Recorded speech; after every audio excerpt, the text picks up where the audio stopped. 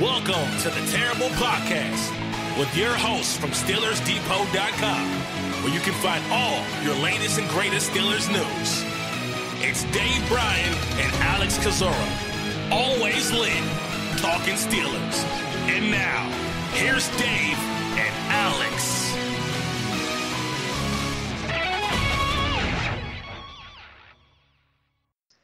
Welcome to the Terrible Podcast, Season 10, Episode 46. He's Dave Bryan. I'm Alex Kozora, SteelersDepot.com. Thanks for being with us this Friday, Steelers Nation. Dave, how you doing? I'm doing good. Okay, for a Friday. I'm looking forward to. I don't know where this last week went. I was sitting there, kind of had a surreal moment as Thursday night football was coming on, thinking, man, it just seems like the Cleveland versus Steelers game just ended, and I guess that's because of all the the fallout since then. It just seems to, I don't know, all these days are kind of running together here. So, it just, I'm doing great, obviously, but ready for, in fact, I posted one of the injury reports. I posted the wrong set of helmets. I was thinking Browns. I posted the Steelers and Browns helmets instead of the Steelers-Bengals helmets. So, ready to get on with some more football, because you know me, I'd much rather talk about things that happen on the field instead of things, well, I guess sort of one thing that did happen on it. But bad news for you today, Dave, because we're talking off the field almost exclusively no. today. Before we get to everything that's happened with Myles Garrett and Maurkice Pouncey and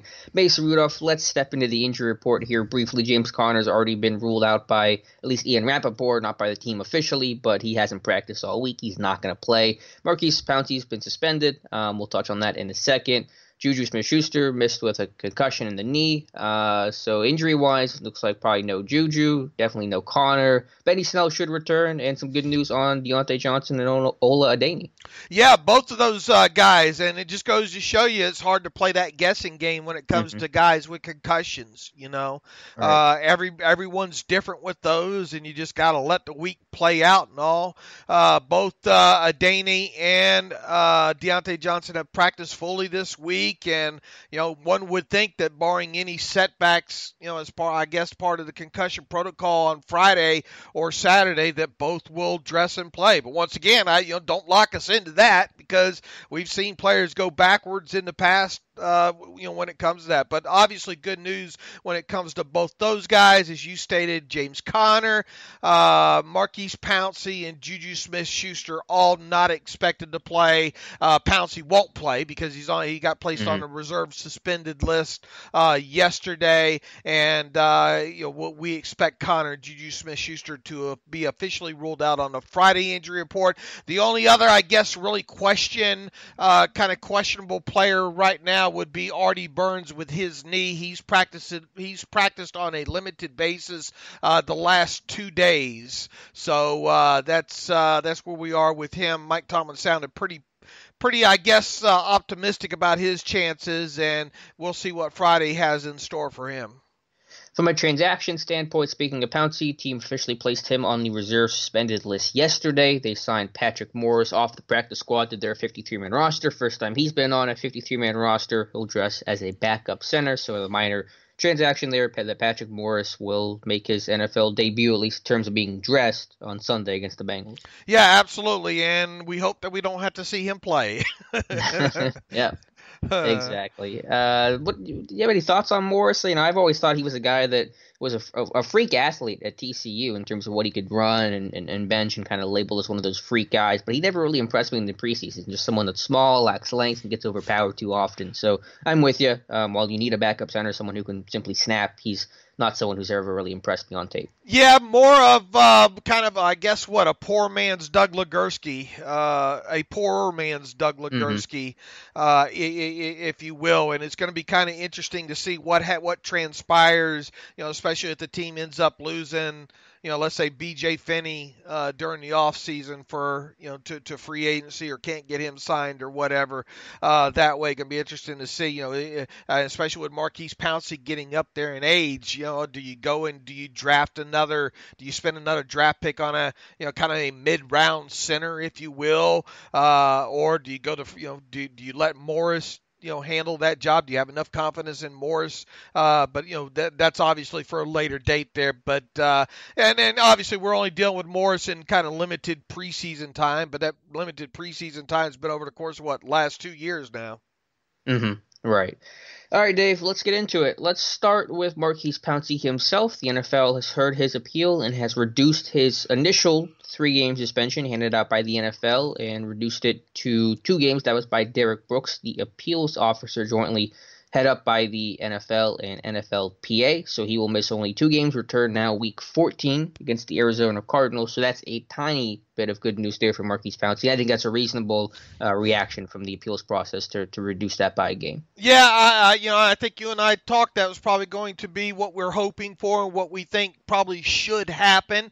Look, I think both of us agreed he deserved at least a game.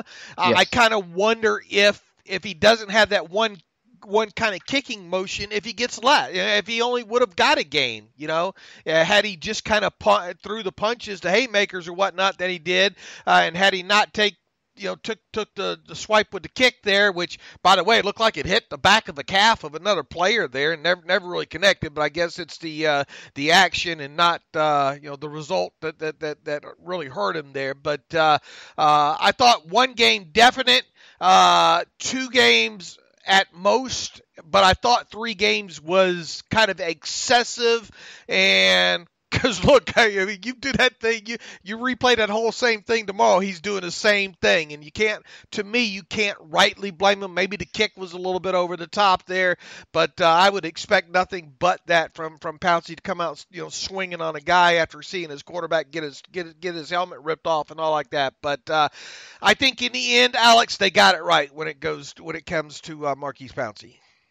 Agreed. I think we mentioned this on Wednesday's show that Larry Ogunjobi's suspension of 1 game was upheld, and Myles Garrett's indefinite suspension was also upheld by the league. And hearing about all that leads us into the big story of the day that Myles Garrett, it was leaked out that Myles Garrett's part of his appeal defense was that he accused Mason Rudolph of using a racial slur that set Garrett off, that led to him ultimately hitting Rudolph over the head with Rudolph's own helmet. Now, the league said there's no evidence of that. Mason Rudolph has strongly denied that.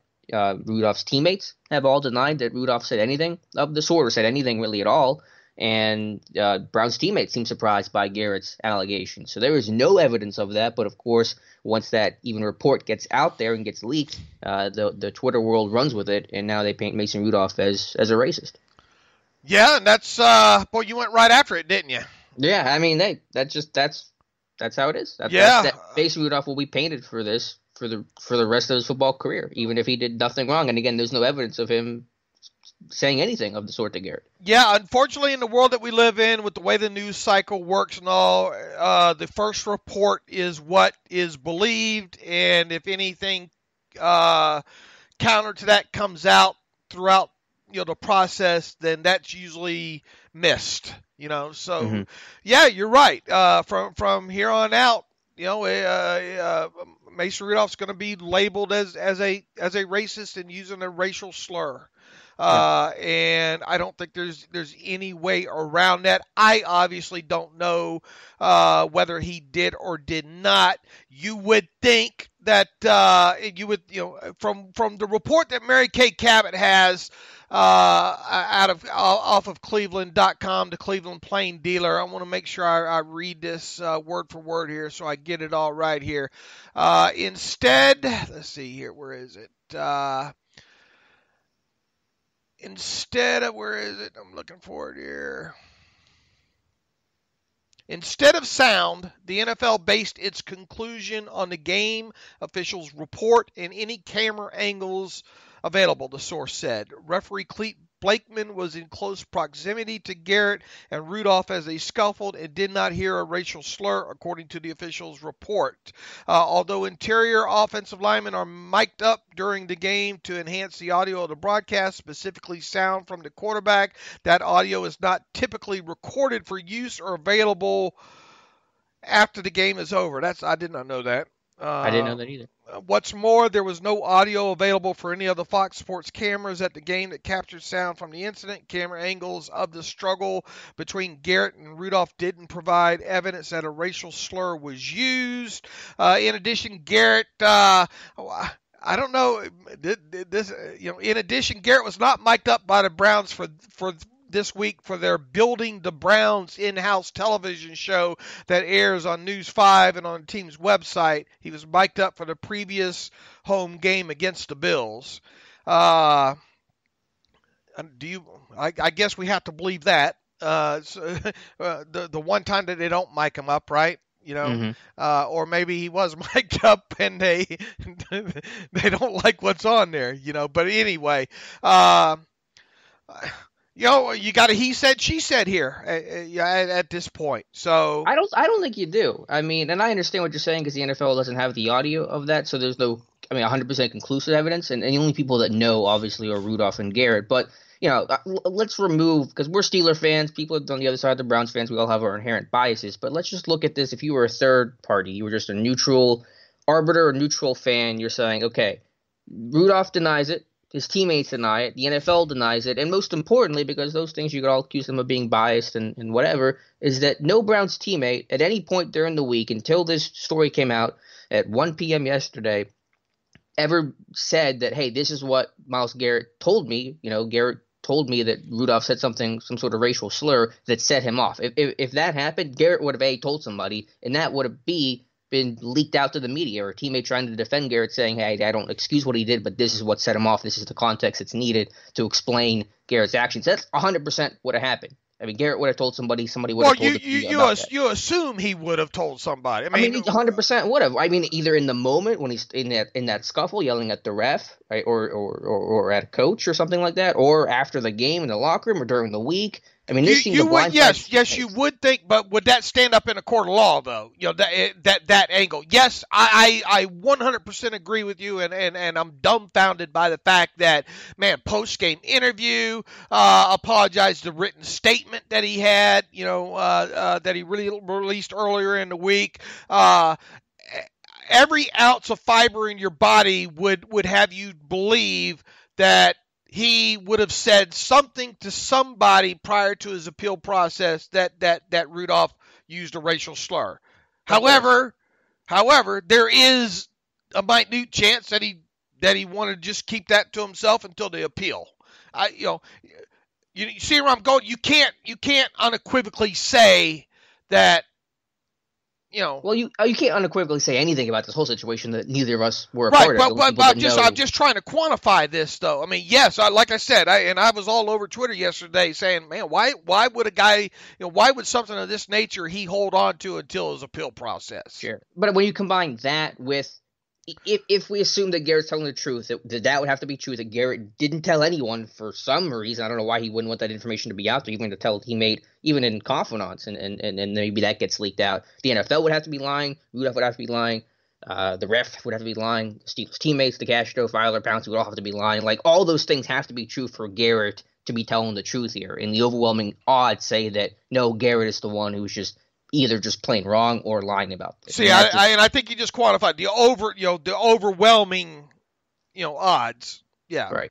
The odds of Garrett not telling anyone are so small, and then you couple that with all the other things that have to be true for Garrett to be the one in the right here. And anyone that's a third party would say, okay, it is much more likely that Rudolph didn't say anything based on the evidence than that he did say something based on what Garrett's evidence is, which is nothing, by the way. Right. Right now, he's got nobody backing up his side. Now, he said the John Dorsey released a statement yesterday, blah, blah, blah, backing 100% back Myles Garrett and all, and he's been 100% upfront and honest with us throughout this whole process, however that was worded and all. So does that mean that Garrett told Dorsey?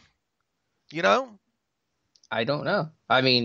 Again, if he would have told somebody, it would have come out, because I'm sure his teammates were saying right after the game, Myles, what happened? Why did you hit him with his own helmet? What set you off? That's insane. Why would you do that? And I'm sure Garrett, in the heat of the moment, at the very least, or just trying to provide the appropriate context, would say, listen, guys, I know what I did was wrong. There's no excuse for it, but he said something racial to me, and that's not acceptable, and I lost it in that moment. And then that player would tell the media and be like, hey, come to the defense, because they want to defend Myles Garrett because it's their teammate, it's their guy, and they would want to say that and say, listen, Rudolph said something to him, and that set him off, and that's not right on Rudolph's part either. That's how it would go, and none of that happened. Right, and all I'm saying is we can not unequivocally say that he just didn't keep it to himself until the appeal Sure. Of course, but the sure, odds are so small that he wouldn't say anything. Again, like I said earlier, take the Steelers fan bias from me out of it. Take the Browns fans bias from that side out of it, and just say if you're a third party fan, and I listed all those things, which is more likely that all those things have to happen for Garrett to be right, or that he's just lying, or even plain wrong. I posed the idea that maybe Garrett just now thinks that Rudolph said something to him to try to rationalize why he would do something like that. Human memories are very faulty. They play a lot of tricks on you. You can believe a lot of things that didn't actually exist. There are countless studies that show that. So maybe he's just now convinced himself that Rudolph said something to him to try to justify his own actions. Yeah, he says, I heard, I know I heard what I heard and all like that. But when the ESPN Browns beat reporter was going around the locker room yesterday and really, and couldn't find anybody that says, Garrett, had told me that racial slur, he couldn't find that person, Right. And at this point they're not going to find that person. It doesn't sound like either. Now, all we can go on is what's out there. Once again, you and I weren't there. We don't know what happened, but obviously would know. Man, can you believe no one's mic'd up? I mean, you would think, that they don't record that stuff. I mean, yeah. Well, it says that they're mic'd up, but the audio isn't recorded for DeCastro. Because for Pittsburgh, the guards are mic'd up because I think Pouncey said he hates wearing the microphone. Yeah, somebody's got a recording of that somewhere. Yeah, but and listen, the people that say the NFL is lying and trying to cover this up and they have the audio, is that possible? Sure, I'm no fan of the NFL and how it handles some of this stuff, but why would the NFL try to protect Mason Rudolph? It's not like it's even Ben or some sort of franchise future Hall of Fame quarterback. It's just Mason Rudolph over here. And if that audio were to ever leak and get out, the NFL would have such a nightmare, and rightfully so, on its hands. There's no incentive for them to protect Rudolph if that audio does exist. Yeah, if such an audio came out right now at this point moving forward, and it included that you could discern that Rudolph did use a slur, it would be horrible. Right. For obviously for everybody involved in it and all. But and the last thing I would say in terms of building the case for Rudolph here is that whenever Ogunjobi blindsided him, and the cameras caught this, you can read. Oh yeah, he said, "You bitch." Yeah. Right. So he didn't use a racial slur at him. That would have been, if he was really wanting to use racial slurs at everybody in that situation, that would have been a time you think he would have used one. He didn't use one. He just cursed at him. So it's reasonable to assume that he didn't say that to Garrett and probably cursed. I'm sure he says some things that were inappropriate and things that can't be repeated for broadcast. That's understandable, but that's a big difference between that and a racial slur. So again, there is just a mountain of evidence that would lead you to believe that Rudolph did not say this, and Garrett's only evidence is, I know what I heard, which says nothing. He's also not even said what Rudolph said. We don't even know exactly what Rudolph is being accused of saying here. Just some sort of vague racial slur that Garrett won't talk about at all. So again, if you're a third party in the face of all this evidence, it's much easier to believe the Steelers side than it is Garrett's side. Absolutely, and once again, if anybody in that locker room had thought that they heard Rudolph would have said something as such, they would have had him up by the scruff of the neck. Look, I mean, he's good friends with Zach Banner, right? And Rune with James Washington. At Oklahoma State and all. This guy, there's been no past anything in Rudolph's, at least going back to college that I know of, that indicates him being that kind of guy. Right. Yeah. This just seems like a desperation appeals attempt by Garrett to try to get the suspension reduced. He didn't want it to get out for a reason because he knew that there wasn't any evidence of that, and it did get out inevitably. And now he's trying to cover it up. And I think Cam Hayward said it well, why can't we all just accept the punishment and move on? Why do you have to, in the process of trying to appeal this thing, try to, basically smear, in my opinion, Mason Rudolph and turn this process even into an uglier situation than it's already been? Just accept the punishment, move on. Garrett can come back. I mean, it's not like this alone was going to end his career. I mean, heck, he's teammates with Kareem Hunt, who did something way, way worse and is back in football, and everyone kind of forgets about what got him released by the Chiefs in the first place. So Garrett can absolutely come back, and people would welcome back with open arms next year, and life would go on. It'd be fine. But he has to do this and make a messier situation out of it. Are you in any way surprised Garrett have his, that the indefinite suspension stuck. No, I'm not surprised by that. I still expect him to be back for week 1, so I still really view this as a just year-long 6-game suspension essentially for Cleveland, assuming they don't make the playoffs. So no, I'm not surprised that Ogunjobi's nor Garrett's suspensions were reduced at all. Do you don't see it carrying over into 2020? I mean, obviously he's indefinite, so he's got to go through the reinstatement process, which is going to take some time. I'm sure it's not going to be the season's over and then, a day after he's going to be back in. He's going to have to go through the process because that's how the NFL does it. But it's not going to affect his 2020. By the training camp or even OTAs and minicamp, I think, of 2020, he'll be back. Yeah, he definitely won't miss the whatever the first meeting is between the Steelers and the Browns in 2020. I'll go that far.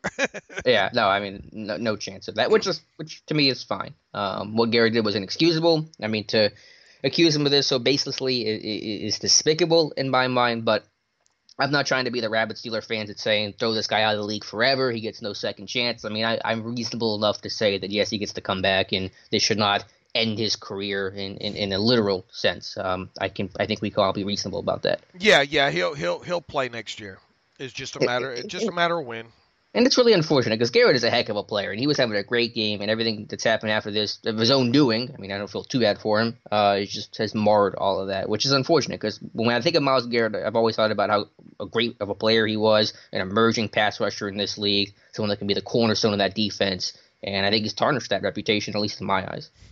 Right, and he's tarnished Mason's in the process too. Mm-hmm. So look, we've talked about how interesting it's going to be to see how Mason Rudolph rebounds, off of arguably it was his worst game of his young career so far, and then now throw this mess in on top of it as another distraction for him.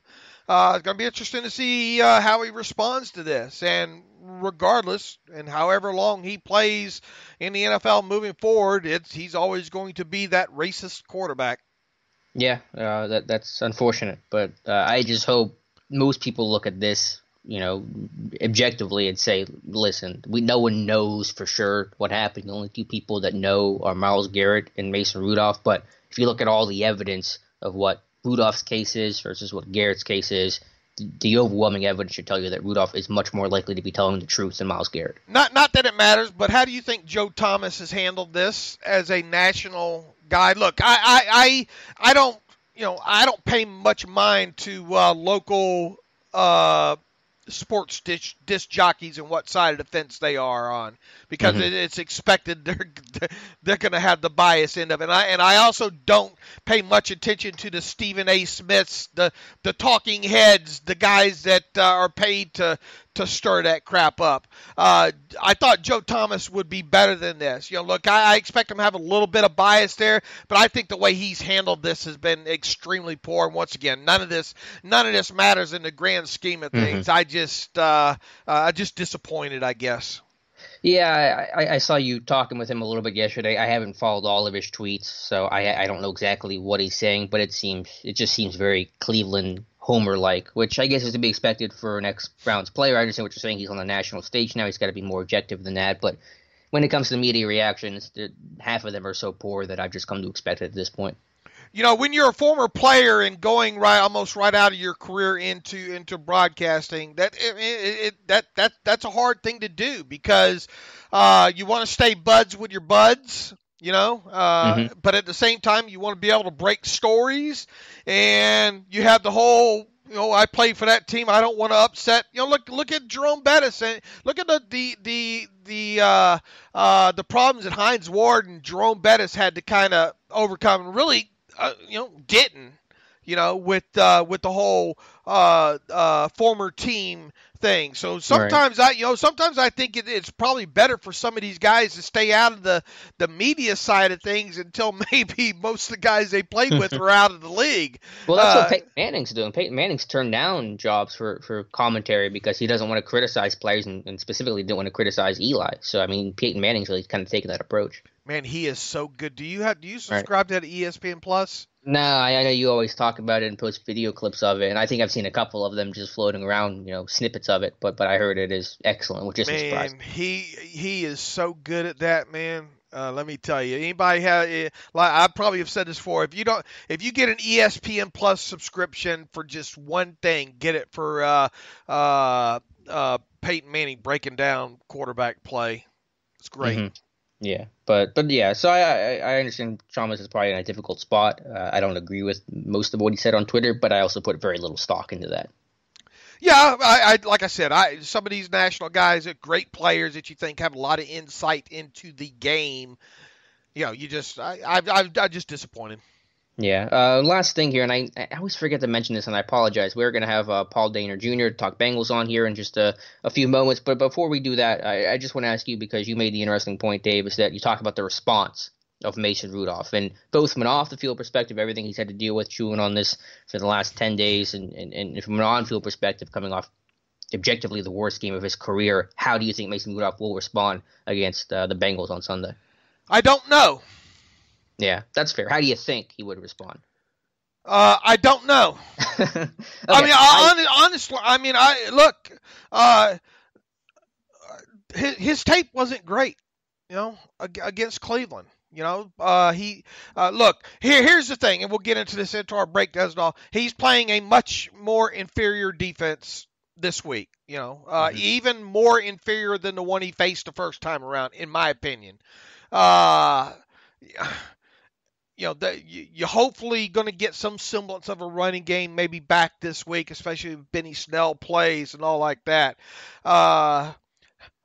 My gut tells me that he'll respond okay. Okay, mm-hmm. that he could potentially have. Maybe we're talking about this being his best game here, but I really don't know right now because of how poor the performance was against the Browns. A, and B, because this is the first time we're going to really, really see him have to overcome not just on the field adversity from his play, but media. Look, he's been on. he can't turn on the television without seeing himself on it, and it not even be associated with his play in that game. So that's a lot on a young kid, a young quarterback, So I'm not trying to skip out on the answer. I literally do not know how this is going to go for him. No, I understand completely. That's a great point. He's dealing with a lot. It's easy to get rattled. It's easy to become unfocused during your week of preparation. I think he'll bounce back well. Obviously, I can't guarantee that's going to translate to great play, but the reason why I say that is that the one trait I've really consistently praised Mason Rudolph for is his toughness, his mental toughness, his physical toughness. The guy's a gamer. The guy seems to step up in the situations where a lot of guys would fold. So will that translate to his best game of his career? Probably not. I mean, who's to say? I'm not saying that, but I think he will bounce back in a positive way just based off the toughness he's shown throughout his career. He needs to. He absolutely does. This is not only for his own personal evaluation, but for the health of the team. Because you drop this game to the Bengals, or even make this one close, you're not feeling too good the rest of the way. No. All right, Dave. Any other thoughts on this situation? I know it's a lot. I know it's waters that you and I prefer not to wade into, but this time around was obviously unavoidable. And I think we try to do as good a job as possible as trying to be as unbiased and objective about this. We're not going to be perfect at it. We all have our biases, and I don't pretend that for any second Rudolph was innocent or a model citizen in this whole thing, but there's a big difference between acknowledging he was involved in that scuffle and skirmish and believing that he used a racial slur when there's no evidence of that. Should he take any legal action? No, I honestly think, because what are you going to get out of that? And really there's a Streisand effect to it. The more that you keep talking about this, the more it's going to grow and grow. It's really time to move on for himself, for the team. You're probably not going to win. Even if you are going to win, what are you really going to get out of that? It's just going to be this, as you said, kind of he said, she said situation. So no, I think you just drop it, let the story try to die as much as possible and move on. I agree, but unfortunately, we're going to be talking about this for at least up until and through the next game against the Browns. Which is next Sunday, so that'll be interesting. I mean, you kind of knew immediately after this happened that it was going to be a talking point for quite a while, and it's going to remain that for a while, and up until, and like I said, through, and just hopefully nothing adds on top of it in a rematch against the Browns. But let me tell you, the Steelers are going to go into that game. You want to talk about some motivation going into that game? They're going to have it, that's for sure. Absolutely. All right, Dave, let's take a short break. We'll come back. We'll talk to Paul Dehner Jr. You can follow him at Paul Dehner Jr. He's a senior writer and podcast host covering the Bengals for The Athletic. We'll talk to him. Always a great guest. Talk about the Bengals. And we'll be back after this to talk to Paul.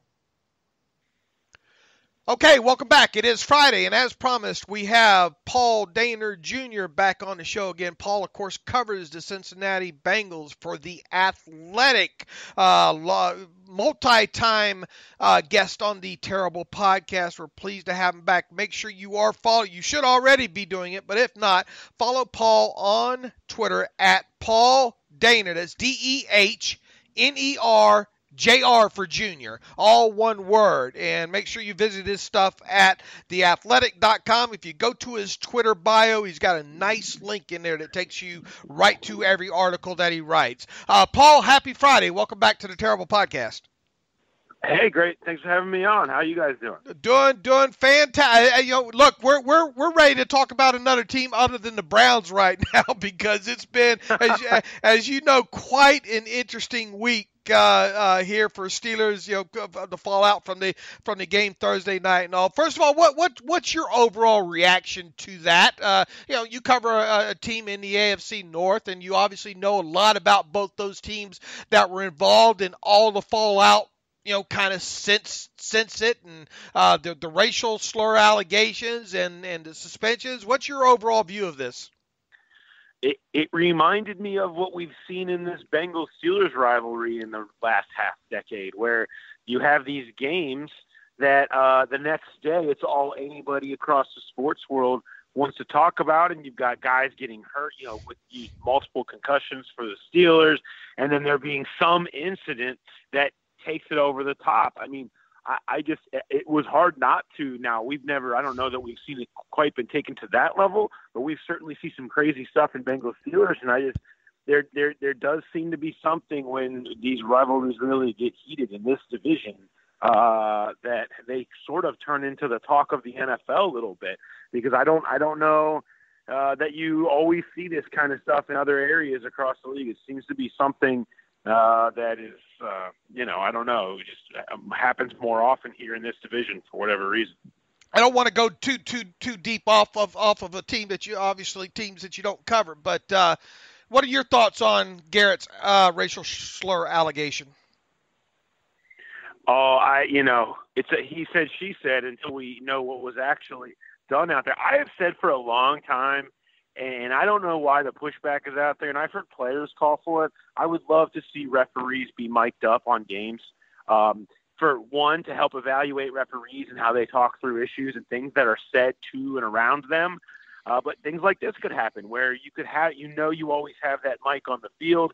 It doesn't affect the game where certain players are wearing it or whatever. And you can catch stuff like this occasionally. Because, it's kind of surprising they didn't have anybody mic'd up out there around it to check that out. But otherwise, it's unfortunate that this gets thrown around, but nobody knows.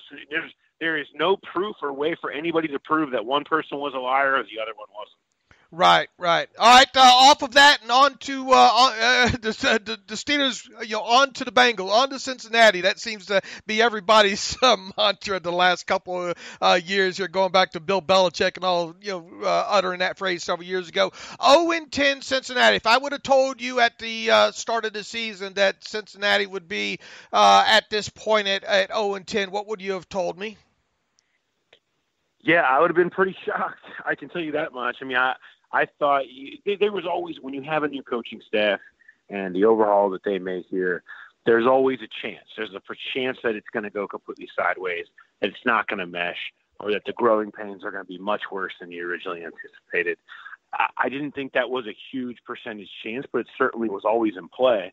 I thought the roster was better than it's turned out to be, which has turned out to be really disgusting. And, so you end up with this, but it snowballs. You lose your starting left tackle and first-round pick. You lose your backup left tackle. You lose your wide receiver 1. You lose your wide receiver 2. You end up in that kind of place offensively, and defensively there's not a whole lot of excuses. They just completely botched fixing an inept linebacker room last year and are kind of at the mercy of it right now without anybody that really can play there at that level. So it's surprising that it ended up this way, but the snowball goes downhill in a hurry. Nobody's, look, as long as they stuck with Marvin Lewis and all like that, nobody's at risk. I mean, this will just be pushed aside as a first year and injuries and all like that. In other words, Zach Taylor's not going anywhere, and probably not many of the coaches either, right? Yeah, they'll give Zach Taylor more time. Yeah, I think they want to, they're going to gut this roster this offseason. And I don't think, the new staff and everybody, they really weren't able to make a proper evaluation and really learn who these guys were before free agency. I mean, you throw in the fact, not only is that hard to do for any new staff who hasn't met any of these guys and has to make free agent decisions, but then you throw one that was put together late. The defensive staff didn't even meet each other until in meetings at the combine, like sitting down to meet first-round picks in Indianapolis. They're introducing themselves, not introducing to the player there. They're introducing to each other, coaches. So, and free agency started like a week after that.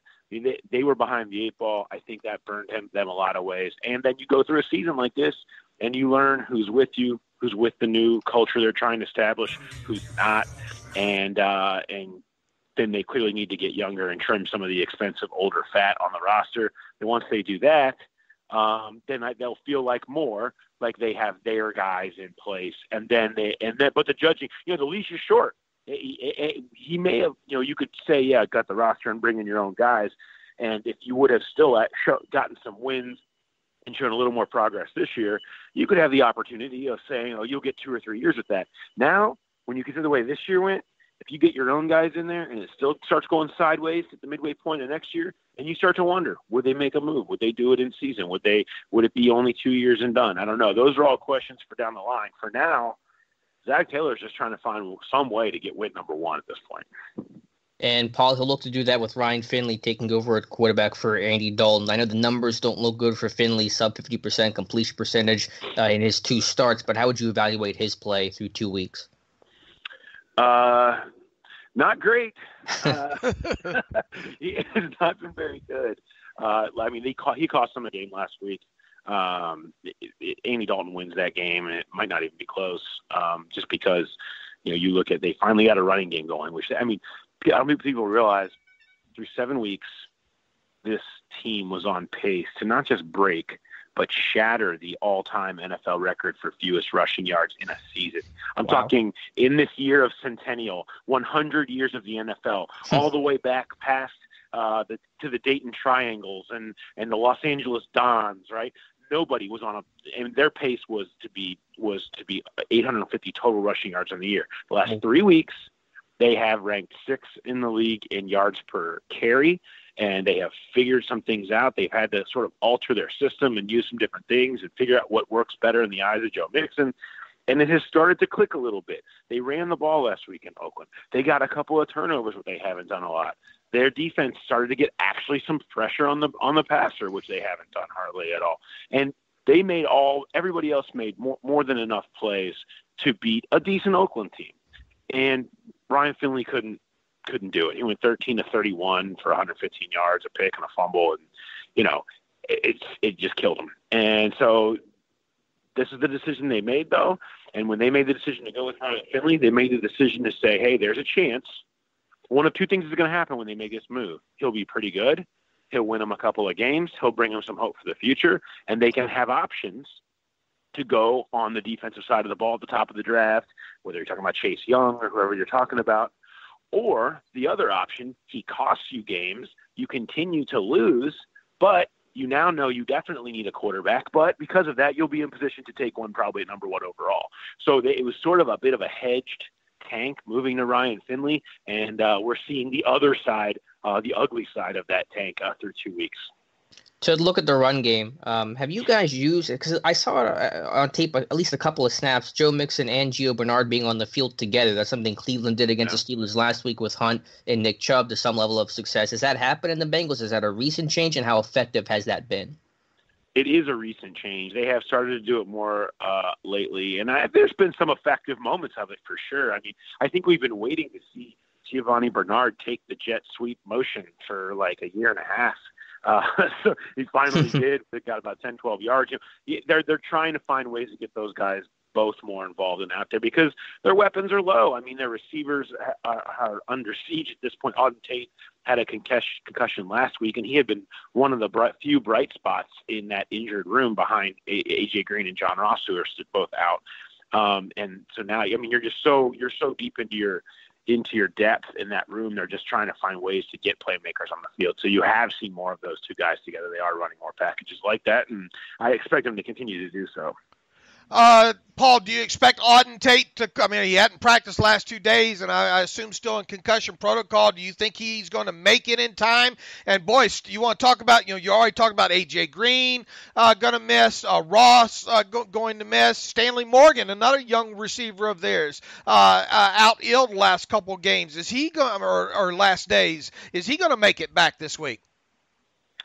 Yeah, I can't imagine Auden Tate playing. I mean, we're only a few days removed from him lying almost motionless on the ground and them spending 8 minutes putting him on the spinal board and taking him to the hospital in Oakland. So I can't imagine. He's got a concussion, cervical injury, spine injury. So I can't imagine that we'll see him back. And Stanley Morgan has had an illness, so I assume if he gets better, he'll be out there. But he's not exactly going to be your game changer. That's going to make much difference anyway.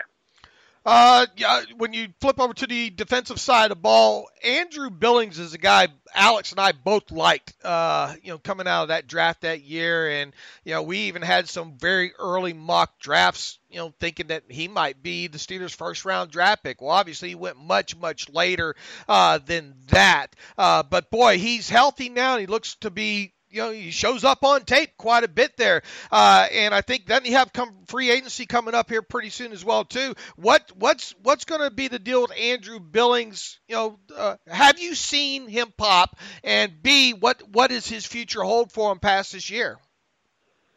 Yeah, he's really had his best year this year without doubt. Him and his backup, Josh Tupou, has really had they've really proved to be a nice little tandem in there in the middle. Tupou had a forced fumble and a tackle for loss last week, and Billings spends a lot of time in the backfield. He is in the contract year. I think they will make a move to bring him back.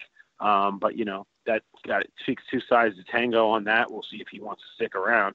But otherwise, Tupou has played really well, too. So the combo of them has been nice in the middle for the Bengals. Obviously, some more shakeup defensively, not only due to injuries, but other situations there. I think they let go one of the linebackers that they had. Jermaine Pratt now seeing time in there. What have you seen out of Jermaine Pratt? Is he just going through those typical kind of growing pains right now, where knowing what he sees and understanding the full scheme of the defensive playbook? Yeah, I mean, you see a few flashes of why there's such high expectations and why he was a third-round pick and why he played so well at NC State, but they're just that. They're flashy. Consistency is bad. I mean, there's just so many plays where he's lost, and that goes for all the linebackers. I mean, there's just so many plays where they're just running the wrong direction, lost, leaving guys wide open, not able to cover, not able to chase side to side. So, that's just what it's going to be in this year. He will probably be, I would imagine, he'll probably be the only man back next year in that linebacker room would be Pratt, because they'll continue to try to develop him. Everybody else is going to be gone. They haven't found anybody that can do anything, and so they'll have to hit free agency. They'll have to do some more drafting and whatever creative ways they have to find. They know that they need their personnel in that room. What makes Brandon Wilson an effective kick returner? It almost feels like at times he's the best part of your offense, leading the NFL, averaging 35 yards per return. Is there something with his skill set? Is it a blocking thing? Is it a scheme thing? What makes that unit so successful? You're right. I think they might be the best. Getting kickoffs is probably the best thing that they have going for them offensively. I think there's two elements to this. They're actually the whole special teams has actually been fantastic this year. Football Outsiders DVOA has them number 1 in the NFL, and they've made a lot of kicks. They've punted well. They've covered well. And then, Brandon Wilson has been dynamite returning kickoffs. He has a combination of speed and power and decisiveness that is just ideal for that position. And they had him on the roster, but not until Alex Erickson, who'd had a lot of success himself, had a concussion a few weeks back, and it forced Wilson in. He hadn't returned a kick in forever, certainly not even in preseason games around here. And they just put him in there because he did a lot in college, and it's just been a natural fit. I mean, when guys get their arms on him because he's so strong, he blows through it, but he has the fastest time of any player any kick returner in the NFL this year. When he returned the kick against Baltimore, he was up around 22 miles per hour via next gen. I mean, he runs like a 4.32. He's thick, and he's a one cut. I'm just going to go with the guy, and the blockers in front of him have done a really nice job of consistently picking guys up. And it's funny, like the average is 36, but he's had 3 times where he has just been barely tripped up for what would have been another long gain or possibly more touchdowns. He has been truly dangerous back there. If you're not kicking it out of the end zone against him at this point, you're making a mistake. Well, that is the one thing Steeler fans can be jealous of, because no team in the NFL has worse at kick returns than the Pittsburgh Steelers. My other question for you, Paul, and this one's kind of just the point-blank question. I'm just curious, do fans think the Bengals are going to win a game this year? Do you think the Bengals are going to win a game this year, or is 0-16 a real possibility? 0-16 is definitely a possibility. I mean, you can't be 0-10 and 0-16 not be a real possibility. Fair enough. Now, I will say this, and I honestly can't even believe myself, and I'll probably be truly embarrassed on Sunday. I'm off the deep end. I'm totally off the deep end, and I'm picking them to win on Sunday. Wow. Weird stuff happens. When you go back to the 90s, which everyone here is doing lately, there was a weird phenomenon of how bad the Bengals were, but for some reason, some of their few wins in those seasons always seemed to come against Pittsburgh, and it was really weird. It was hard to put your finger on why that was. So if we're going to truly go back to the 90s, this would be the game that they would win. And Pittsburgh comes in, obviously you have the game sandwiched between the 2 Browns games and all those stuff that's going on there, and so many guys hurt on Pittsburgh's offense. And truly, it's Mark Caboli's fault, because he came on our podcast this week, and he just went off about how terrible things are in Pittsburgh right now and offensively. And I said, "You're going to make me do something stupid, aren't you, Mark?" And he did. He convinced me that I should do something stupid and say that maybe the Bengals pull off the upset this week. It's definitely going to be. Look, this has been a fragile and use that term kind of in more of a positive way right now with this offense right now. Look, they're not going to have James Conner this week. They're not going to have Juju Smith-Schuster, it doesn't sound like. You obviously got a quarterback coming off of his worst game in Mason Rudolph, and all this other distraction is going on. So, most definitely the Steelers' offense, if they don't show up to play and turn the football over, this thing could definitely tilt in the Bengals' direction here. But, kind of starting to close you out here, look, the Bengals defense has been run on this year, especially in 1st and 10 situations. The Steelers offense, however, not great at all in 1st and 10 situations, not only passing, but in running the football. Even so, if you look at that game against the Raiders last week and the tape on that, Josh Jacobs and the Raiders did a good job just sticking with the run and kind of power running. They found their spots there. Is this what you do if you're going to be the Steelers and you have a fragile offense like they do?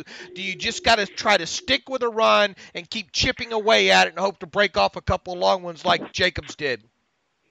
I never understand why teams try to pass. Like, I never, you watch every game and you just see run after run after run that's successful. Even the bad ones still go for 3 yards. And they see so many popped and so many times the linebackers going the wrong way or whatever. And you wonder why they would try to pass and screw it up half the time. And so, yeah, I think particularly with the position that Pittsburgh's in, you're obviously gonna see a lot of that 5 defensive lineman formation, where you're gonna have Tupou and Billings and Sam Hubbard and Carlos Dunlap, and they're gonna have all those big guys up there to try to stop the run, and because that's everybody knows that's what they have to do. But the bottom line is they've been doing stuff like that all year and not really been able to stop anybody because their linebackers can't come up and make any tackles.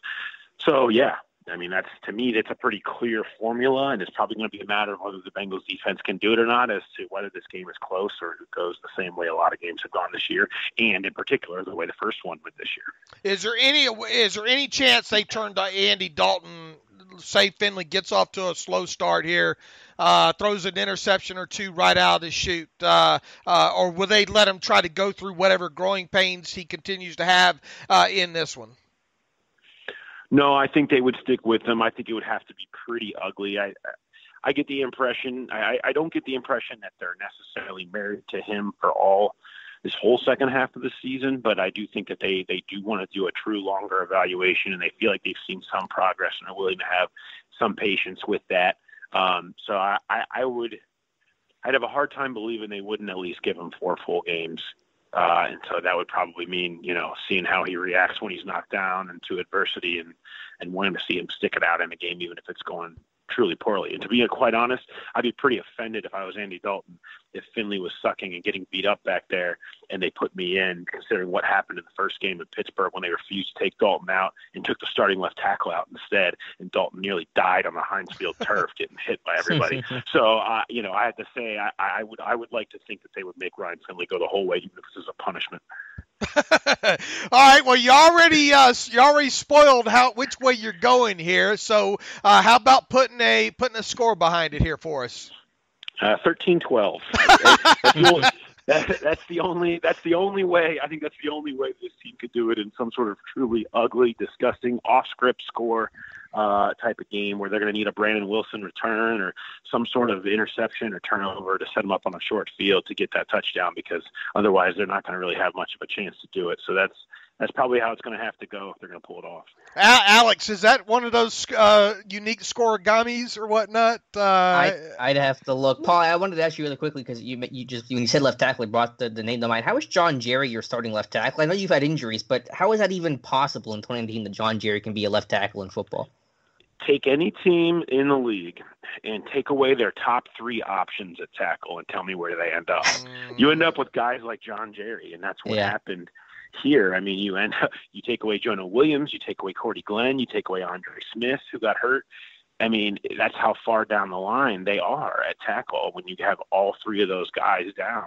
And you end up with, John Jerry's not a left tackle. People here really admire the effort that he gave in trying to make it happen, but nobody in their right mind would think that this dude is a left tackle. But that's where you're at. Yep. You're not going to go get somebody. Who are you going to go get? Who's on the street? It's all the same at that point. It's John Jerry level play that you're getting out there. So, when you're looking at the 4th string left tackle on any team, I'm pretty sure that's kind of about what that guy looks like. They are expected to get Cordy Glenn back this week, though, right? Believe it or not, in the turn of events to end all turns of events, somehow Cordy Glenn is actually going to play for this team this year. Supposedly play left tackle. We'll see how effective he can be, or if that actually happens. I'm still a bit skeptical, but we'll see. We'll see what goes down. Yeah, that should be a fun matchup to watch, him and Bud Dupree getting after each other. Well, Paul, look, have had you on more than a couple of times this year. We certainly do appreciate all your time, and obviously we'll be checking in with you at different points during the off season here to take the temperature on what's going on with the Bengals and all. But just wanted to, for all of our listenership and for on Alex's behalf and all, thank you for your time that you've given us on the Terrible Podcast this year. Thanks, Paul. Yeah, no problem. You guys have a good one. Enjoy the rest of the year. All right. And again, our thanks to Paul Dehner Jr. for talking Bengals with us. Again, you can follow him over at The Athletic. Follow him on Twitter at Paul Dehner, DEHNERJR on Twitter. Tell him you heard him on the Terrible Podcast. You appreciate his time. We certainly do, Dave. As always, a good friend of the show. Yeah, absolutely. And look, I don't think I'm overly surprised that he picked the Bengals. I understand it. I'm guessing if there's a week for Bengals fans to be optimistic about getting a victory, I imagine this is the week. I would think so. We'll see if either of us are going to pick them a little bit later in the show. But let's preview this game, Dave. I know we've seen the Bengals already this year. That was back in week 4. A lot of changes to this team. Obviously, a quarterback, Ryan Finley, starting for them. Offensively, it's all about the ground game. That's the thing that scares you. Joe Mixon having a really strong year despite that patchwork offensive line. They're getting Gio Bernard on the field and some of those pony looks the way that the Browns did last year. So that offense is, the ground game's the biggest threat. Absolutely, and with the much like the Steelers, with a young inexperienced quarterback back there, especially against this Steelers defense, it's going to be tough for him. So I think you have to do your best to try to run the football, and as long as the game's close, the Bengals, they have to continue to stick trying to run the football there. Mixing a couple incredible, really nice runs the last couple of weeks here. The one against the Raiders there, stymied over there to the right side and did reverse his direction. One of the better runs probably that you're going to see this year. Now, obviously not top one, but I think one of those ones that if you carved them out over the course of the season, it'd be a top 25 run potentially. His ability to change direction and all is fantastic. Look, they just are not getting a lot of push overall, at least in the early kind of season tape there, and the Steelers did a relatively good job of shutting that down the first time, but they're going to dedicate even more to that this time around because the Bengals are beat up at wide receiver here. Again, they're not going to have A.J. Green. They're probably not going to have Auden Tate. That leaves it with Tyler Boyd, who's a damn good receiver, but you can dedicate a lot of bracket coverage to him. Alex Erickson, on the other side there, and we're going to have to see if they even get Stanley Morgan back from an illness right now. You're going to see probably a lot of 2 tight end sets with them. We'll see if they do a lot of the pony stuff, but yeah, it's imperative that they run the football this week, and it's an imperative that the Steelers don't let them do that. And even with them getting Cordy Glenn at left tackle, at least we presume that Glenn will be at left tackle. It's a weak Bengals offensive line at left guard. They've had a lot of shuffling. They got Billy Price now. It won't be Michael Jordan, the guy that Kim Hayward schooled the week in the previous meeting. But with a bad quarterback who can't even complete 50% of his passes, I mean, if the Bengals have any sort of semblance of a pass game, you haven't done your job as a Steelers defense. There's going to be some Ohio State on Ohio State crimes, right? For Billy Price, I was trying to think about Ohio State kid too. Yeah, so you got I expect some Ohio State on Ohio State crimes this week. You would think that the way Hayward's just playing out of his mind this year. I mean, you go back. Is he Quincy Nelson's kryptonite too? Because Nelson seems to play solid against everybody else, right? But you go back and you relive some of those moments against the Colts there. And look, I mean, Cameron Hayward's been on top of his game for quite a while now, but he really is. He gets those arms extended and all. I just don't see Billy Price being much of a deterrent for Cameron Hayward this week. And look, Cordy Glenn, we don't know what you're going to get out of him, even if he makes it back. Bobby Hart on the other side. Hello, T.J. Watt coming back after you. And while I think as a whole, Bobby Hart hasn't been, I hate to say, as a term of endearment of not being awful, but I think he's given up 4 sacks this year, and 2 of them been to T.J. Watt. So Watt seems to have his number there, so that's going to be tough for them to defend that as well too. And yeah, I mean their offensive line just isn't that good. Yeah, I mean that's how you frame this offense is they just haven't been good in really any respect. And if you can just shut down that ground game, not allow Joe Mixon to break tackles, bust off big runs, then they shouldn't have any semblance of an offense at all. They're going to have to get their tight ends involved in this one, I think. And the Steelers have had problems at times, for quite a bit of problems the last couple seasons when it comes to tight ends. But if you're gonna use, I've always been a Uzama fan. I probably overrated him out of the chute. But I mean, for a 7th round draft pick, I think he's done pretty good for himself overall. But I think you're going to see a lot of Eifert, a lot of Uzama. And them just try to pound that football there because I don't think you can just let the Steelers defense sit back there and tee off on Ryan Finley. What have you seen out of Finley? Mike Tomlin talked about him being mobile-esque, I guess. Hey, what have you seen about him on the move? I mean, that's really the only thing is his mobility is the only interesting kind of skill set that he's bringing right now. He can do some read option stuff. He can scramble if nothing's there. So if you play man coverage behind, he could take off on a 3rd and 10 and try to pick up the stick. So if you can just contain him, which isn't especially hard to do, he's not a significantly mobile quarterback, then you should have success against them. If they can't get a couple turnovers off of Finley, a strip sack, fumble, interception, I mean, then something went wrong, because they should have this will be the worst quarterback they've faced all year long. And if they can't have success against him, then that's going to be a concern. Yeah, I mean, look, they're going to have to try to at certain times try to get the ball to Tyler Boyd, especially third down type situations here. But if you dedicate to the run game, and if you kind of make sure you give a little bit of extra attention to Tyler Boyd, you got to make Finley move that football other than the run and other than to Tyler Boyd. So that's why I expect their tight ends to get quite a few targets in this game.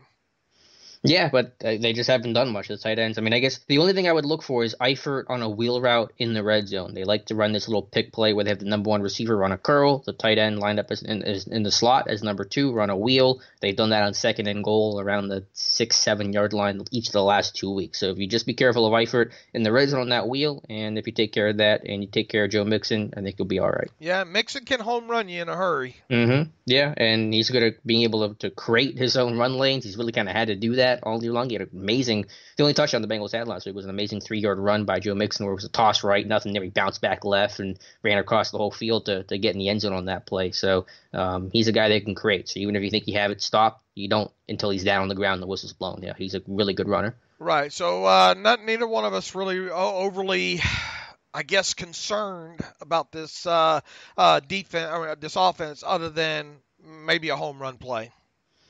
Yeah, defensively with the Bengals, again, not a lot of threats. The pass rush, they're tied last in sacks. They only have 4 interceptions as a team this year. One of those, I think, is from Darius Phillips, who's been on IR for a long time now. They do, I think, have 2 picks each of the last 2 weeks, but defensively, like the offense, there isn't a lot that sticks out on paper.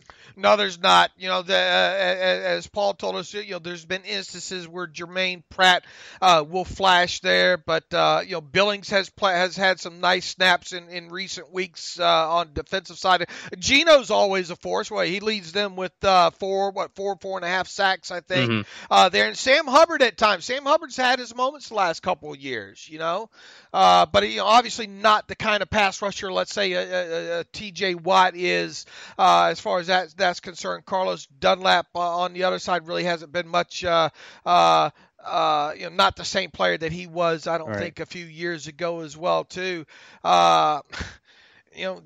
William Jackson, obviously a top corner on one side, but they lost, who's Dre Kirkpatrick? Yeah, Dre Kirkpatrick on the other side. Jesse Bates has had his moments, but even he is making some mistakes this year. Sean Williams is an experience. Really, to be quite honest with you, what's better here? Their defensive front or their secondary?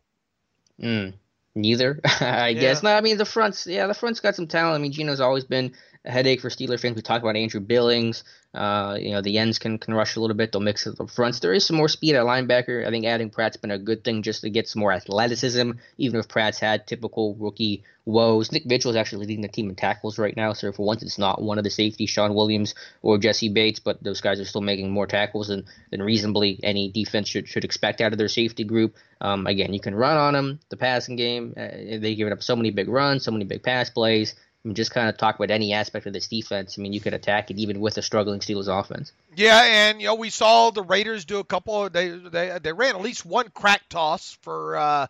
They had a little Hunter Renfro doing the cracking on that too. Oh, really? Yeah, and it was successful. It was their 20-something yard run to the Raiders' 20-something yard run to the left side. They tried another toss the other direction. I think that went for nice yardage. A little bit of I think some outside zone there.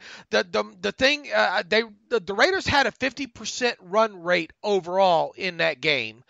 And it was more a testament of them just sticking with it, because there are a lot of 1 or 2 yard, 3 yard gains in that game for them, but they kept cracking at it, and they found some openings there. So I think the Steelers are going to have to do the same thing when it comes to this. Interesting to see if you can get maybe a pin or pull mixed in here. I think there was one play that the Raiders ran some power to their left side that was successful for like 9 yards. But however, Josh Jacobs did a good job of making a guy miss in there.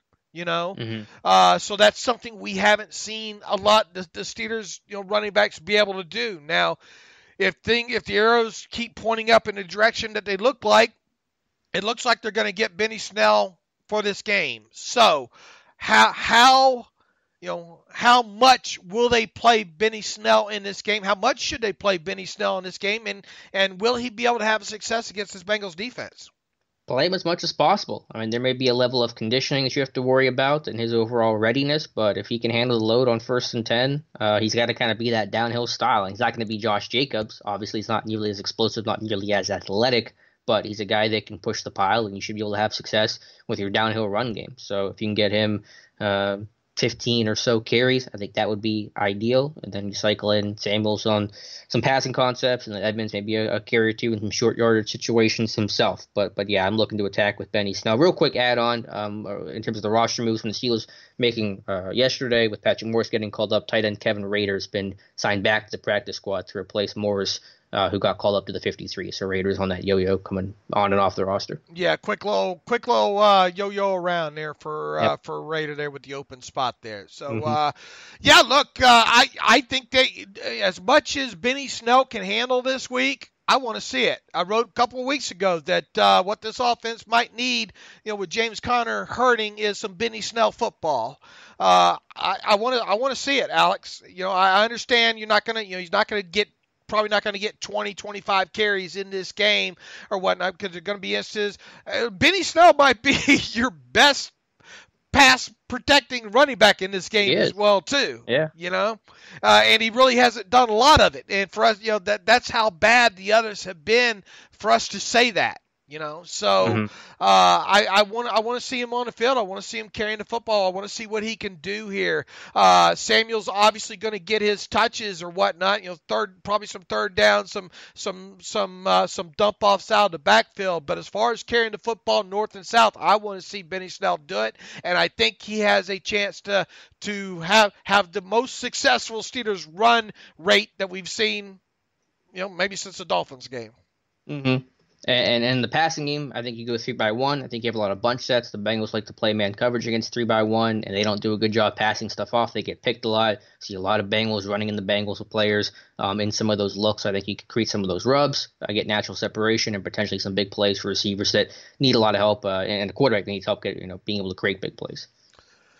Yeah, look, it looks like you're going to have Deontay Johnson for this game. I would expect, I don't know, have those corners haven't been flipping sides. I think William Jackson normally stays on the right side, correct? So I think. So there should be instances maybe where you get moved Deontay around or whatnot. So he's gonna have a couple of times during this game some tasty matchups, I think, whenever he's lined up on the right. Obviously, not having Juju's gonna hurt you, and we're gonna see what how they kind of mix and match these wide receivers, right? Because we expect Kane to play, I don't know, 10, 11 snaps. Johnny Holton gonna probably play about that amount. Washington obviously will be on the field quite a bit. Is this a game where the Steelers can get their tight ends involved a little bit more? I mean, we've been talking about that for a while now, so I would hope so, but it's so hard to predict. You just hope for some red zone success with McDonald, and maybe Vanette catches a stray pass on a boot or something like that. But yeah, again, it's got to be last week where your quarterback didn't help your receivers didn't help your quarterback. Both facets of that passing game have to be able to help each other. The quarterback's got to make better plays, better decisions, more accuracy. Receivers have to make some of those contested catches. So James Washington, I'm looking at him to make some big plays because he was probably too quiet last week for as many injuries as there were. Yeah, and we'll have to see. I think you can get the ball in Deontay's hands a couple of times out in space as well too. Here, look, once again, this is bad on bad here as far as 1st and 10, especially on the Steelers side of the football goes. 1st and 10 this year, man, they've been miserable. And that's caused the offense to stay off schedule and everything that goes along with that. You flip it over to the other side, the Bengals have been just as bad defensively on 1st and 10. So something's got to give here, this week in this game. I just think you've got to try to to pound the football here with the run as much as possible, as long as the game's close. Try not to get away from that. Try not to make Mason Rudolph have to do too terribly much. But then again, you're getting those third and fourth short situations where they've just got to start. Got to start burying those, and the opportunities that they get down in the red zone. Look, one red zone touchdown in this game might be enough. Yeah, it might be. And I think the only thing that would worry me is special teams, because as we talked about with Paul, the Bengals have a great return game. One of the best returners statistically in football, and Brandon Wilson. And the Steelers' coverage has not been the best this year. The special teams in general, in terms of the kick return coverage and return team, have been poor. So you can't let the Bengals have that 60-yard return or, God forbid, a touchdown that gets them some easy points and great field position. Yeah, the one thing that you worry about is a play in the phase of the game that such as a long punt return or something with Mason or the offense fumbling the football and giving the Bengals a short field. I mean, you're begging to lose if you do it to a bad team like this. You're allowing them to stay in the game. Personally, I don't see this Bengals offense as being a threat to drive 75-yard fields more than maybe once at the most. So as long as you're on point with your special teams coverage, Barry's been punting real well as of late. Don't let him get the football on plus side of the Steelers field there, and you should be okay overall. And just don't let Mixon home run you there.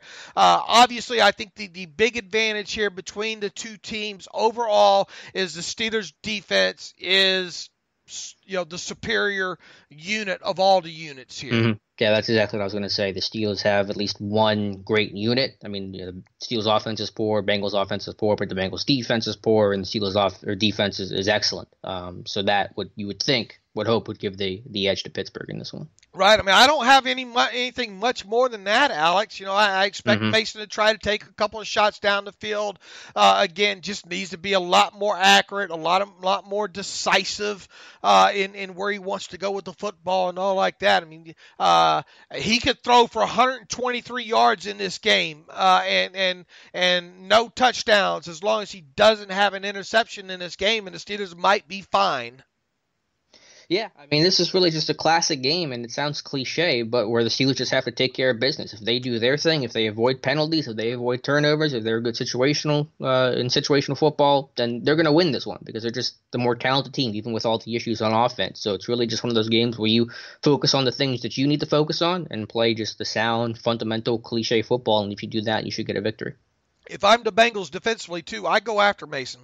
The opportunities that I have, second and long, third and long, stuff where going to be a passing down there, I definitely get after him. Especially all that he's went through the last week or so hasn't been great. I want to test those Steelers running backs out in pass protection any chance I can get as well too. So I really expect the Browns to send numbers quite a bit in this game.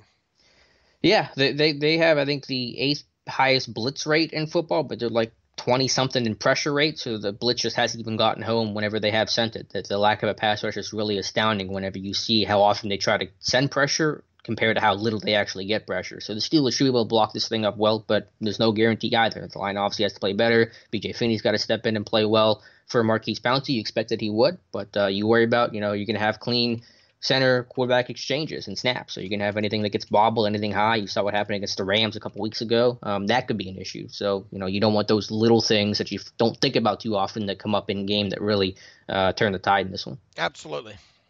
All right, Dave, why don't you tell us about our friends over at MyBookie, and then we'll make our picks for the week.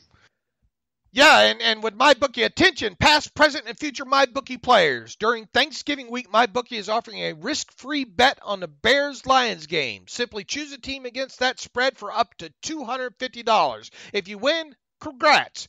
You've got extra holiday spending money to spend. If you lose, congratulations to you as well. MyBookie will give you all your money back. It's a no-brainer because you literally cannot lose. It's no risk, all gravy. It doesn't matter whether you're an experienced player or a first-time customer. MyBookie welcomes all to come play, so quit waiting around and sign up today. Do you find yourself wanting to sports bet but have lots of questions? Don't sweat it. MyBookie's patient customer service team can walk you through the process, and the best part is, if you join this Thanksgiving week, you'll still have one last shot to take advantage of their incredible sign-up offer. Remember, last shot to take advantage of their incredible sign-up offer. Just log on to mybookie.ag and make your first deposit with promo code TERRIBLE. That's terrible. Promo code TERRIBLE. And MyBookie will match your deposit dollar for dollar to jumpstart your bankroll, and that's on top of the risk-free bet. Let me repeat.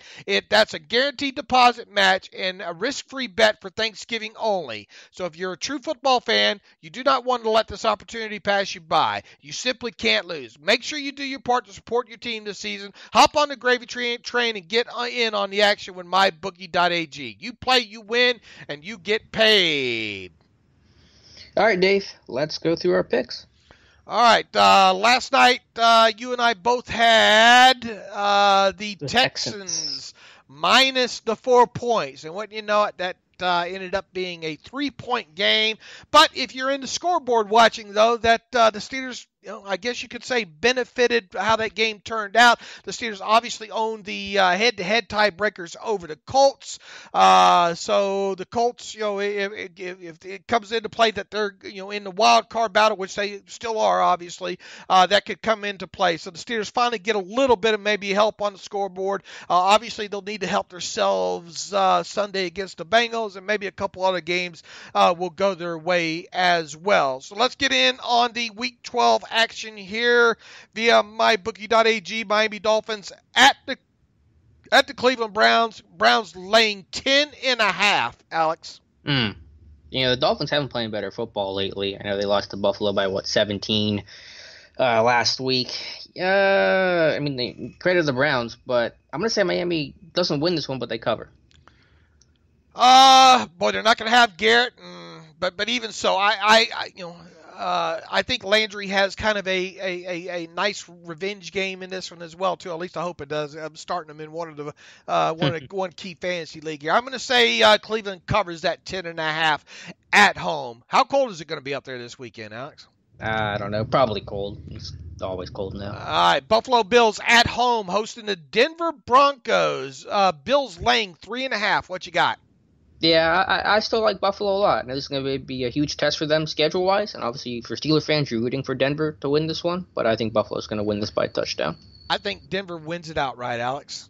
I'm You're going on the Brandon Allen bus. I'm going to call for the upset here. Give me Denver to plus the 3.5. I think they pull the upset here. New York Giants at the Chicago Bears. The Bears laying 6 at home. Who's going to be their quarterback? Yeah, I know Trubisky's been practicing, so you pick this one first because I got to think about it first. You know what? Give me the Bears to rebound in here. I think that Bears defense will be enough. Bears lay the 6 in this one. Yeah, I'll go with you. I'll go with Chicago. Okay, Oakland Raiders at the New York Jets. Boy, wouldn't this be something that the Jets could somehow manage to find a way to pull the upset here? Oakland Raiders on the road at the Jets. The Jets plus 3. Yeah, it'd be something to get the upset. Don't think it happens, though. I'm going to go with Oakland. Hunter Renfrow. He's really come on strong here these last couple weeks. Yeah, I think Gruden will have the guys okay on the road this week. Give me the Raiders laying 3. Panthers on the road against the Saints. The Saints laying 10. Was it the Saints that lost last week to the what they do last week here? I know. No, they bounced back and won, didn't they? They lost. To Atlanta. They lost to Atlanta. Yeah, 26-9. That was one. But they beat the Buccaneers last week. So what do you have with the Saints at home laying 10 against Carolina? Yeah.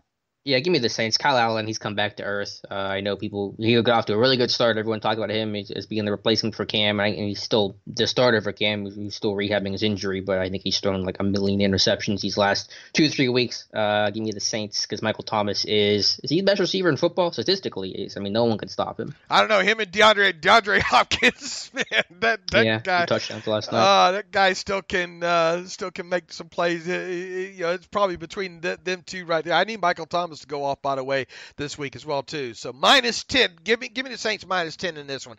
Buccaneers on the road at the Atlanta Falcons in a game probably not too many people are going to watch. However, Falcons favored by 4.5. Yeah, that's a tough one. I'm gonna go Atlanta in this one. That defense has played really well the last 2 weeks. I don't know where that came from. I don't know if they're fighting for Dan Quinn or just fighting for the job or some combination of both. But give me the Falcons. Give me the Buccaneers to bounce back and to win this one outright. So give me the Buccaneers plus 4.5 on the road against Atlanta. Detroit Lions at the Washington Redskins. Lions on the road laying 4. I'm sorry, who was that against? The Lions and who? Redskins. Yeah, give me. Wow, we got Driscoll versus Haskins. That's fun. Give me the Lions. I'm not sure why. I think that defense has played okay. Some more threats in the passing game, but this is one I don't have much confidence in, and certainly one I will not be watching this weekend. Boy, the over-under on that one's 41. The over-under in the Giants Bears is 40.5. The Steelers and Bengals is 38. Oh, when you know it's bad when you're getting lower odds. Give me. I'm with you. Give me Lions lay the 4 on the road against the Redskins. Jacksonville Jaguars. Somebody's got to lose this game, and it'll not both teams are in trouble already as it is. Neither team can afford to lose this game. Titans at home hosting the Jaguars. Titans laying 3.5. Nick Foles back for Jacksonville.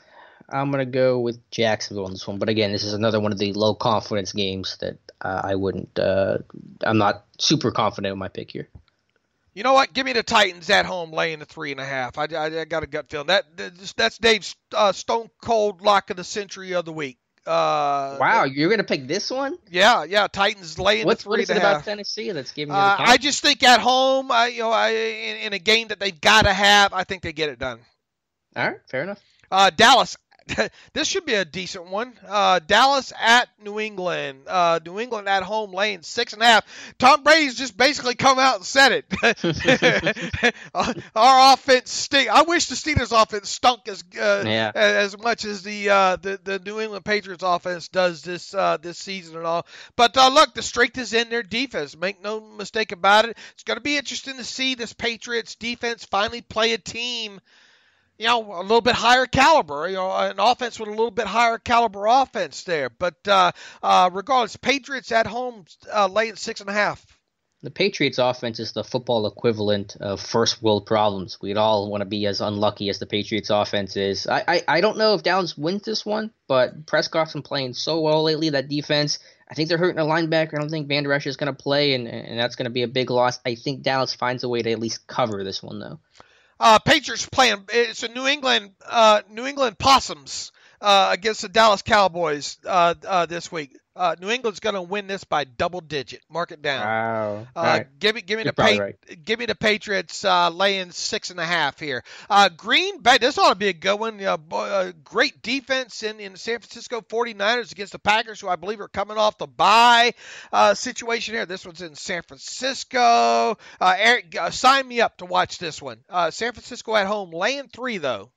This one's tough. I've been a big 49ers fan all year long. I picked them to make the wild card before the season started, believe it or not, and I undersold them clearly. I'm going to go with the 49ers, though. But I think this one's going to be really maybe the game of the week. Give me the upset special here. Give me the Packers to win outright on the road here. I don't know why that extra week preparing. I think that might be the difference here. Seattle Seahawks. This one. This one got flexed or no? Seattle Seahawks at the Philadelphia Eagles. Eagles laying 1 at home against the Seahawks. That seems like a strange line, doesn't it? Mm-hmm. Yeah, I'm going to go Seattle in this one. The Eagles, the receiving core is just a mess.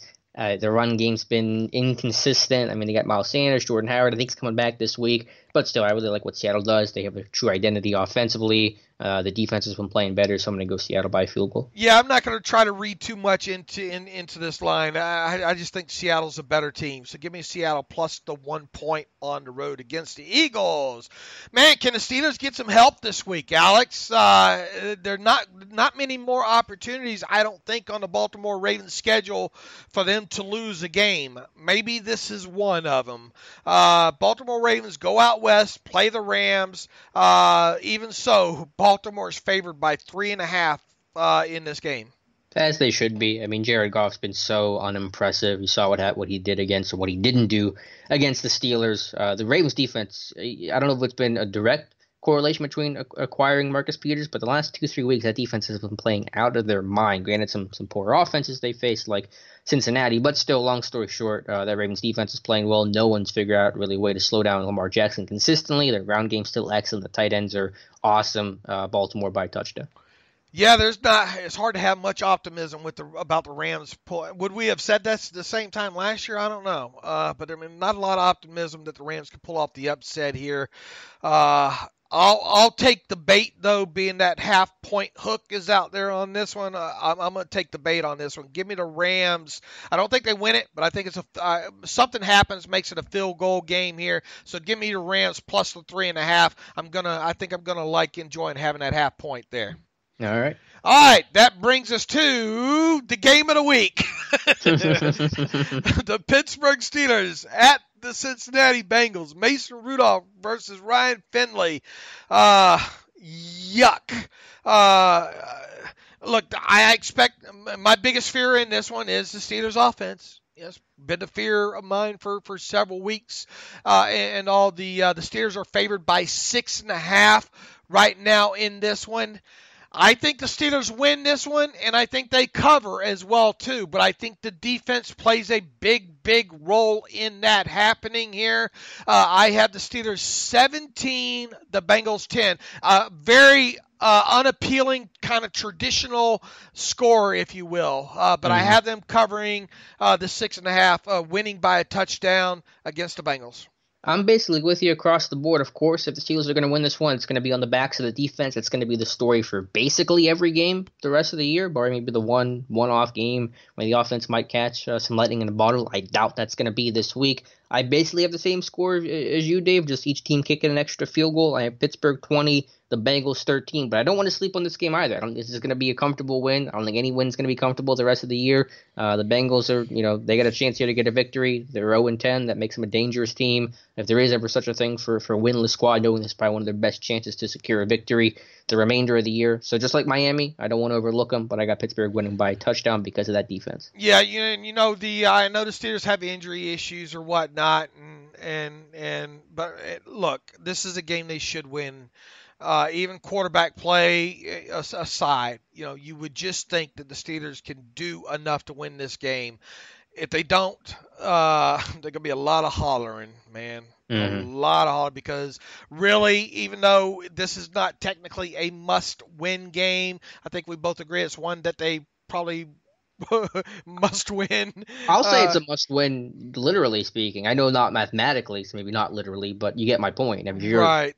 It's hard to imagine that you be a 5-7 team and losing to a 5-6 team, and losing to a team such as the Bengals, rattling off what you need to rattle off the rest of the way. Right. And the AFC wildcard, it's going to be hotly contested with Buffalo and whoever doesn't win the West and whoever doesn't win in the South. And, it's going to be, 9-7 minimum to get that extra wildcard spot. Probably 10-6 teams are going to both make it. So, yeah, I mean, to drop this one, you have no confidence going forward that you're going to be able to basically run the table. It would really just be a low point of the season. And look, I view this as a no-win game for the Steelers and Mike Tomlin and Mason Rudolph. Everybody involved here. To me, it's a no-win game. If you beat them, everybody says, well, you should have. If Mason Rudolph bounces back, I still think you're going to see some narratives out there. Well, let's see him play a real team kind of thing. Well, I mean, if you win, you keep your season alive. So right. That's the goal here. I don't care about what any of the outsiders say. Right. I don't care if this is a 2-0 game. You better win this game. Yep. Yep. All right. Shall we get to? We don't have many of them, I don't think, Alex. How about we get into the email machine here? Yeah, you answer the first one because there's like a million trains running today. So go ahead. All right. Let me see here from Adam. Where is it here? No, I missed it. Adam Chudram, dedicated listener. I think he sent this twice. Dedicated listener, love the content on the site, best Steelers content out there. I'm having this FOMO feeling tonight, and can only imagine how good the Steelers would be if we'd have made some very realistic alternative draft picks the last couple of years. George Kittle instead of Josh Dobbs in 2017. In a year we needed a tight end far more than we needed a quarterback. I know you're a huge fan of Kittle going back to his college days and won't disagree with me on this one. The second was DJ Chark instead of James Washington at pick 60 in 2018 in a draft we needed a tall field stretching, having lost Martavis Bryant and another short receiver. Darius Leonard pick 36 instead of Terrell Edmonds at pick 28 in 2018 draft in the year we had a huge need at inside linebacker. Edmonds was viewed as third-round pick that year. Would have meant not giving up picks to move up to get a guy like Bush. If you're not Leonard guy, Lamar Jackson was picked 3 picks after Edmonds. I'm sure there are other examples. Look, Adam, you could go through year by year and play the hypothetical, wonder what if. I think, look, I was a DJ Chark fan. The only thing I think the worry about him was just the inexperience coming out of LSU. The Steelers tend to shy away from wide receivers in early rounds with not a lot of targets. And I think I liked his tape. But I think just maybe the inexperience with him. Was it him that had the inexperience coming out of LSU, Alex Chark? Yeah, they just didn't throw the ball off. They didn't have Joe Burrow throwing to him back then, so there was a run-first offense where Chark had a very limited resume statistically, so that was the concern with any of those LSU guys. Right, and I liked him. I remember writing about him and talking about him on a Twitter machine. As far as Darius Leonard goes in the first round, I don't think that was going to happen because the whole small school thing, right? It would have really went against the grain on several of the Steelers' first-round draft pick principles. And no one, I don't think, viewed Leonard as a first-round pick. I think where the Colts took him was on the high end of things. I get the point. It's easy to go back and be revisionist about draft picks and say you should have taken this guy. But, hey, anybody could have a 1974 draft class if you had a crystal ball and a time machine. So I don't worry about those things too much. What does FOMO stand for? Fear of missing out. You ever seen the commercials before? Okay, I probably have. I'm sure you have. Yeah, just my old age getting involved there. Let's see what else we have here. I got a phone throw from CM. My dad threw his flip phone after hearing about Alex's lack of classic rock knowledge there. His obscure jersey choice. I bet they would take off like hotcakes or flapjacks. I'm not sure what the breakfast of choice is for Yinzers, but he's got a 72 eligible, with eligible as the name there. Obviously an ode to Zach Banner there.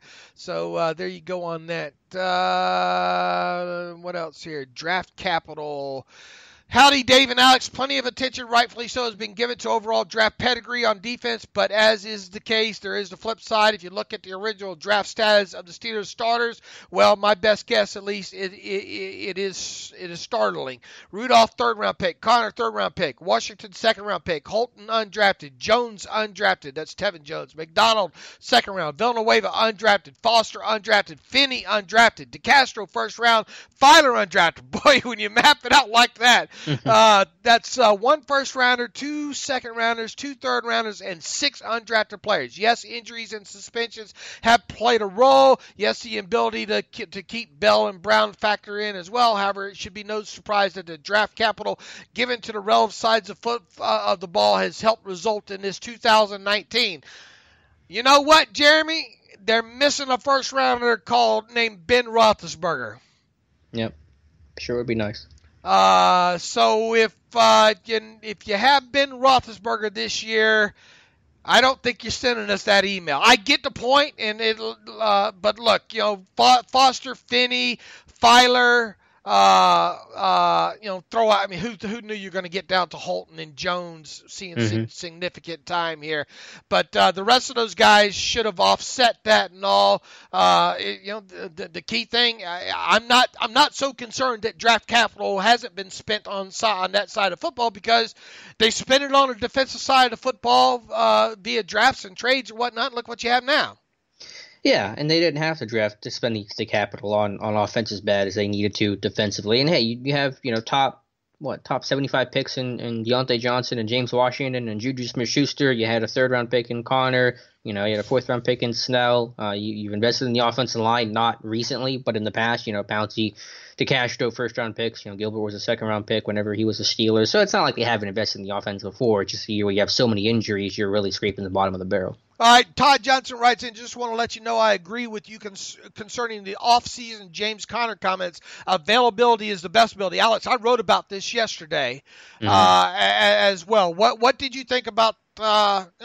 Assuming I assume you read it. Yep. What did you think about where I went in there in that article? And to recap, look, this is a guy that's going to get a jump, or should, barring he misses many more games, should get a jump in pay via the proven performance escalator, going from a little over $750,000 to like nearly $2.15 million next season versus a proven performance escalator. Alex and I talked the other day. Is he going to get a long-term deal after that? I drilled it down even further for you, Alex. Duke Johnson, as we sit here today, is the 10th highest paid running back in the NFL at $5.2 million. Okay? Is James Conner worth at least $5.2 million, even if he, might miss another game or two the rest of this season, or would James Conner sign up for a $5.2 million per year average yearly value contract after the season is over with, or is he going to expect more than that? I mean, those are all really good questions. From a talent standpoint, he's worth a lot more than that. Obviously, the big caveat is health, and it just becomes increasingly more difficult to justify any sort of long-term deal with any sort of, significant investment in Conner because of the health and because of the availability. And listen, I love James Conner. He's been a great player. You're a better team when he's in your lineup, but the problem is he's missed games at every point of his career so far, every season. Even his rookie year, when he touched the ball 30-something times, he had that torn MCL against the Patriots. So it's just tough to justify. I think you just put it on the back burner right now. You got more pressing stuff in the offseason with Juju and Watt and Hayward and trying to re-sign Bud potentially, and we'll see what happens with Hargrave. So I don't know if you do anything right now. I think you revisit it at the end of his rookie contract or maybe at the summer of next year and take it from there. But at this point, it is tough to justify it. Or do you gamble and say, okay, we could get him, let's say $6.5 million, and he's willing to take it, and we're not going to have a lot of guaranteed money jammed up in that. Do we try to buy low, so to speak? Yeah, you could, but again, it's just the health. Do you trust it? And that's been fleeting, unfortunately. Yeah, I don't think either one of us will be surprised if James Conner does not get a new contract before the start of the 2020 season. However, it's still early. I mean, what if James Conner comes back against let's say he misses this week in a game against the Browns, and then just tears it up in the final 4 games or whatnot? Maybe that changes the narrative. But we're going to be rest assured that's not the last time we're going to be talking about having a conversation about James Conner and his contractual status after the season's over with. Definitely. Richard Hudspeth. Hey, David House, thank you for the show. Content is well-informed and eye-opening. If you don't get a view into the All-22, let me start with a statement. I don't believe that Mason is going to be a future Hall of Famer or franchise guy. The way I support this, there's been no pop moment. Every quarterback has had this that has been successful. It just comes naturally with the territory. It is now easier than any other time, in my opinion, to play quarterback in the NFL. I don't know. Is it easier than any other time in the NFL, Alex, to play quarterback in the NFL within the last 20 years? I mean, I get what he's saying with the rule changes and how they're protecting the quarterback. So I guess I get what he's saying, but it's not easy to play. It might be easier, but it's not easy to play quarterback in the NFL. It's the hardest position in football. He goes on to quote the QBR stat. Although QBR can't be taken as gospel, Mason currently sits at 35.1. That's obviously low. Since 2006, there has been one quarterback to win anything beyond the regular season with this low of a score. That would be Nick Foles. Here's my question. When is the point where we say, okay, this may not be it, and look forward? Also, additionally, to that, is there a quarterback that maybe you have kept your eye on that would be available in the upcoming years? I love to show you guys, and honestly, I know the trademark, but let's not take the whole let's not take the whole season, which is perfectly fine. But I would also not like to waste what would be the talent you had to compete with Ben's career seemingly winding down. I would hope this could at least start the conversation of what life looks like if Mason isn't the answer. Look, we've agreed that we got to look at the final 6 games here, assuming that's what Mason gets. And obviously, if you look at some of the key stats here, if you look at the tape alone from the last Cleveland Browns game, it's not. There's no way to paint that. You know, Alex tried to paint a couple of things into that were positive this past week, but you got to use the final 6 games here to evaluate this kid, to know exactly what you have. And even if it's not an evaluation of this guy is not the heir apparent to Ben, which, you know, look, how many guys drafted after the first round end up being franchise guys, Hall of Famer guys? I mean, the odds are already against the kid anyway. All right, sure. But let's say you get out of this next 6 weeks and you say he's not the franchise guy, but is he the backup? Can he be the backup for whatever time Ben has left, which is a couple of seasons? Okay, then you worry about it kind of, you know, another year. I guess what I'm getting at is, I don't think you're drafting a quarterback in 2020, regardless of how Mason Rudolph plays in these final 6 games. I think the conversation becomes in 2021's draft then, maybe. Yeah, I agree. You got to be all in to win now, even if you don't view Rudolph as the guy, which will take the rest of the season, and we have a lot of time to talk about that after the season ends. So I don't feel like we have to talk about it right now and say, is he the guy and what is he? Our opinions will be shaped by what happens over the final 6 weeks of the regular season. So, but I'm basically with you with everything that you said, Dave. I mean, look, it hasn't been pretty, and we're first to admit that. But on the flip side, I'm not going to sit here and say what he is or isn't until I have 6 more games to look at.